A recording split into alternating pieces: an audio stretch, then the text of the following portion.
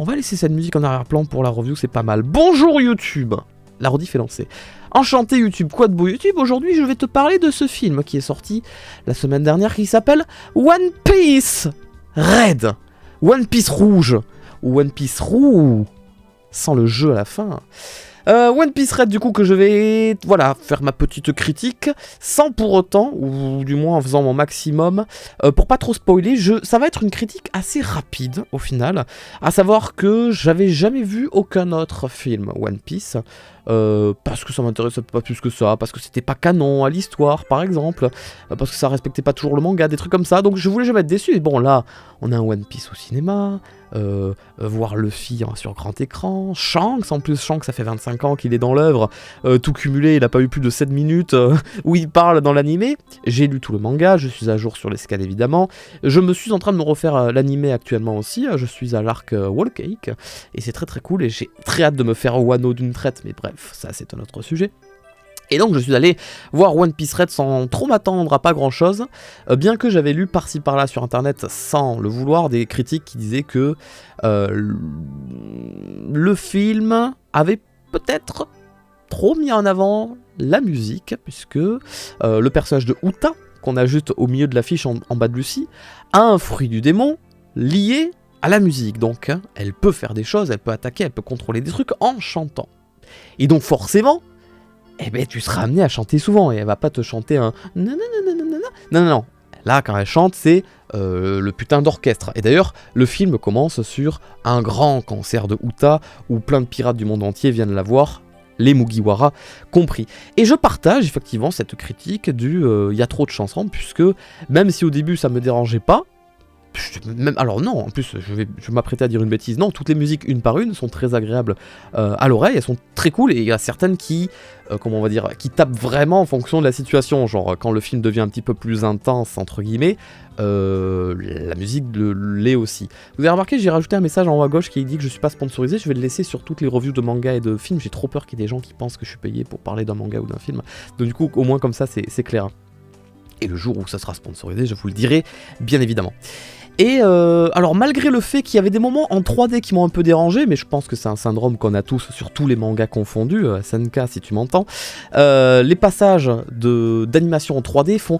Ouh, tu te dis, oh là, mais c'est pas beau, ça c'est bizarre, c'est un peu gênant, c'est pas bien. Ouais, j'ai ressenti ça aussi, tu vois, Uta, il y a des moments où elle fait son concert et elle est très... Alors les moments d'animation 2D sont magnifiques, la caméra qui tourne autour d'elle et tout, c'est très beau, c'est très lumineux. Pendant tout le film, même la scène finale du film, l'arrière-plan là, il y a un dégradé de vert orangé affreux, mais qui, sur un écran de cinéma, sort bien. Mais les moments de 3D, il y en a pas beaucoup, mais sur Uta quand elle chante, ou quand de loin tu la vois qu'elle se déplace, Oh là là, je suis un boomer, je ne peux pas voir ça, mes yeux brûlent, je peux pas. C'est affreux, c'est affreux. Donc ouais, je partage le fait que la première musique, je me suis ambiancé, la deuxième, j'ai fait waouh, lourd. La troisième, j'ai fait ouais, ok, d'accord. La quatrième, j'ai fait oh, mais ça commence à faire beaucoup. La cinquième, je me suis dit oula, c'est vraiment ça tout le film. Et oui, il y avait beaucoup de musique et j'avoue que j'avais un petit rictus quand une nouvelle musique arrivait, j'étais en mode ah bah, c'est reparti. Et puis des fois, la musique s'arrête d'un coup, tu sais pas pourquoi. Et en fait, tu comprends plus tard dans le film pourquoi.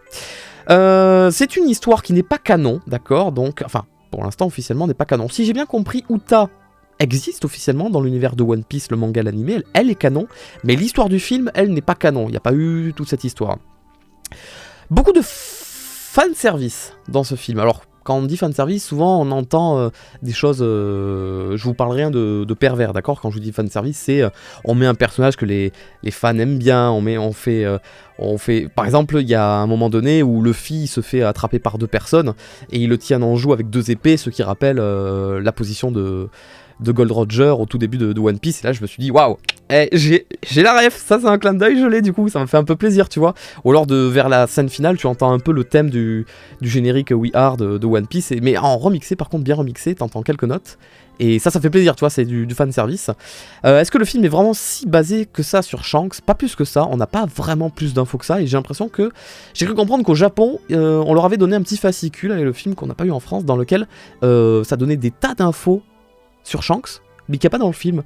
Genre par exemple, sa prime, au tout premier épisode de One Piece, ou le fait que, apparemment, Gold Roger et son collègue que je ne sais pas prononcer, Riley ou je sais pas quoi, ont trouvé Shanks quand il était plus jeune dans un coffre. Mais alors, il y a dans le film, à un moment donné, on te le sous-entend, mais alors ça dure une fraction de seconde, et voilà. Et en fait, toutes les infos importantes pour Shanks, elles ont été données dans un petit fascicule au cinéma, et dans le film, il n'y a rien de particulier. Shanks, tu le vois pas plus que ça non plus. Tu vois qu'il est extrêmement stylé, je vais pas te dire comment il attaque ou quoi, mais il est très très très très fort, et ça on s'en doutait, il est très badass. Et les infos sur Shanks tombent en ce moment dans les épisodes dédiés au film, le premier sorti aujourd'hui. Ah d'accord. Ah donc pendant les semaines à venir, vous allez avoir encore plus d'infos sur Shanks. Mais du coup, je me suis dit, si c'est le film One Piece Red qui se base sur Shanks, bah, c'était pendant ce film-là qu'il fallait balancer les infos. Pourquoi les balancer ensuite sur Internet, je sais pas trop. Bon, je vais essayer de pas trop rentrer en détail dans le scénario du film, bien que c'était assez sympathique visuellement, ça m'a pas plus chamboulé que ça, c'était pas non plus incroyable que ça. Voilà, je pense que je vais essayer de donner sa chance aux autres films One Piece, mais là, c'était bien, mais sans plus. C'était cool, ça m'a fait plaisir de voir Luffy, les Mugiwara, tout ça sur le grand écran, mais j'étais en mode... j'ai pris beaucoup plus de plaisir à me faire, par exemple, d'une traite tout l'arc Dressrosa, tu vois, par exemple.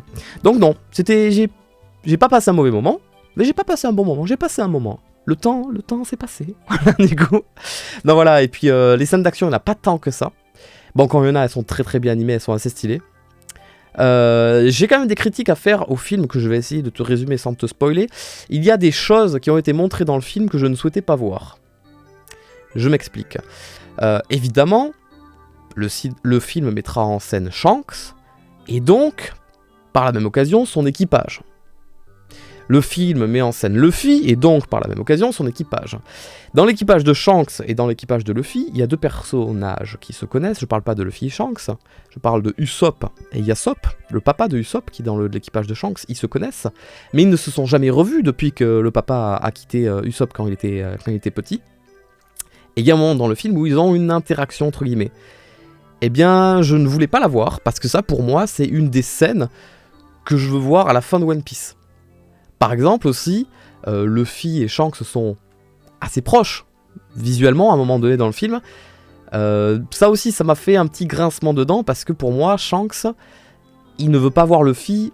Tu vois, je me suis refait tout l'animé d'une traite, et je le vois bien, à l'arc Marineford, à la guerre au sommet, Luffy, il est dans les vapes, il y a le collègue de Shanks qui lui dit « Ah, il y a Luffy, on va le voir », et Shanks, il dit clairement « Non, non, c'est pas le moment, trop tôt », parce que pour moi, Shanks et Luffy, leur rencontre, c'est à la fin, à la toute fin de One Piece, pas avant. Donc voilà, ça par exemple, ça m'a fait un petit peu serrer des dents. Non, il y a autre chose qui m'a fait serrer des dents, et là je vais encore prendre beaucoup plus de pincettes. Comment je pourrais t'expliquer ça? Il y a une attaque de Luffy qui je considère n'avait pas sa place dans le film, qui est l'attaque finale de Luffy. Je ne sais pas pourquoi. Elle est là, je comprends qu'elle est là parce que c'est du gros fanservice, parce qu'ils se sont dit ça y est, on peut la mettre, on peut en profiter, mais pour moi, non. Parce que cette attaque de Luffy, comment je pourrais te dire ça, elle ne peut pas sortir comme ça sur le bon vouloir de Luffy en mode ah tiens je vais faire cette attaque pour le fun, ah tiens je la maîtrise trop bien cette attaque. Non, elle a beaucoup trop de... Pas d'histoire, mais en gros elle sous-entend tellement de choses importantes et elle se débloque pas comme ça en mode hop je fais cette attaque comme Luffy pourrait faire du Gears 2, du Gears 3, du Gears 4. Et du coup j'ai pas aimé la voir. Alors forcément ça m'a fait un petit truc en mode oh. Et après avec du recul je suis en mode... On a vu un film One Piece où on a vu un fan qui écrit un possible film de One Piece. Ça n'avait pas sa place pour moi. Vous pouvez considérer ce que vous voulez, penser ce que vous voulez. Ça aussi, non. Bon, c'est difficile d'en parler parce que vous savez pas... Enfin, ceux qui sont pas à jour dans les scans savent pas de quoi je parle et surtout tout ce que ça implique en fait. Mais ouais, je voulais pas la voir là, cette attaque non plus en fait. Je craignais que ça arrive et c'est arrivé. Bon, c'est pas grave. Sinon, à part ça... C'était très bien, on n'a pas beaucoup vu les Mugiwara, très peu, hein, tout cumulé, Zoro, Sanji, on les voit très très peu se battre. Alors, le film se passe après Wano, voilà, soyez à jour sur Wano, ou du moins après... Ah bah si, oui forcément. Après Wano, dès le début du film, ouais, il y a des petits spoilers si vous n'êtes pas à jour, on va pas se mentir. Mais sinon, non, sinon ça m'a fait plaisir, mais... j'ai l'impression que tous les films que je vois d'animé au cinéma, je suis allé voir My Hero Academia, je suis allé voir Jujutsu... Je suis allé voir... Même Demon Slayer, tu vois.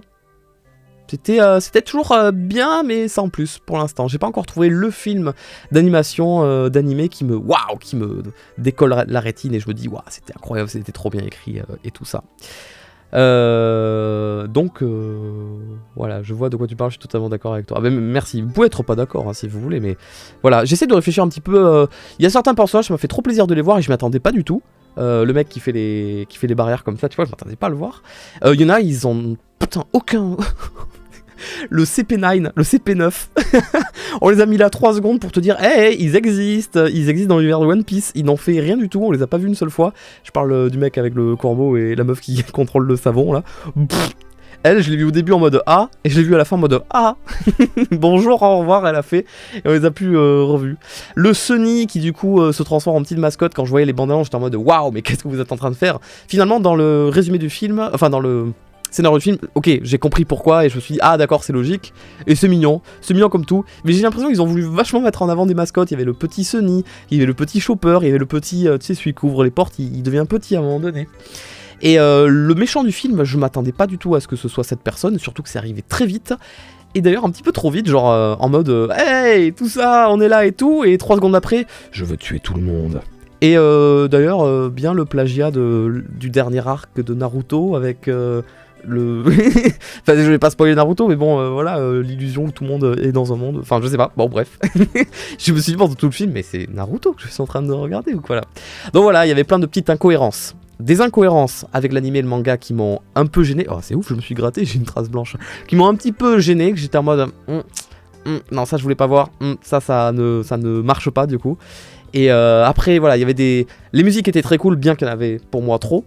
Je suis content d'avoir connu l'histoire de Uta, bien que elle n'existe pas encore dans le manga officiellement, donc à voir si elle pop plus tard ou si elle aura une importance. Bien qu'elle a un pouvoir vraiment beaucoup trop cheaté, je sais pas comment. C'est bien pour un film pas canon, mais après je sais pas comment tu le places dans l'animé, tout ça. Je suis sûr j'avais plein d'autres choses à dire parce que j'ai vu le film il y a 3 jours, donc là ça y est, j'ai commencé un petit peu à oublier. Mais oui, je sais qu'il est pas canon le film, évidemment. Mais voilà. Voilà, c'était mon avis sur One Piece Red. Si vous l'avez vu, alors moi j'ai posté une story sur Instagram quand je suis allé le voir, et il y a plein de gens en commentaire de la story, en DM, qui m'ont dit trop bien, je me suis régalé, tu vas kiffer et tout. Et j'étais en mode, ah putain, ne regardez pas ma review du film parce que vous allez être en colère contre moi du coup. Et voilà. Voilà, donc c'était mon avis sur One Piece Red, j'espère que ça vous a plu. Merci YouTube, à bientôt YouTube, bye bye.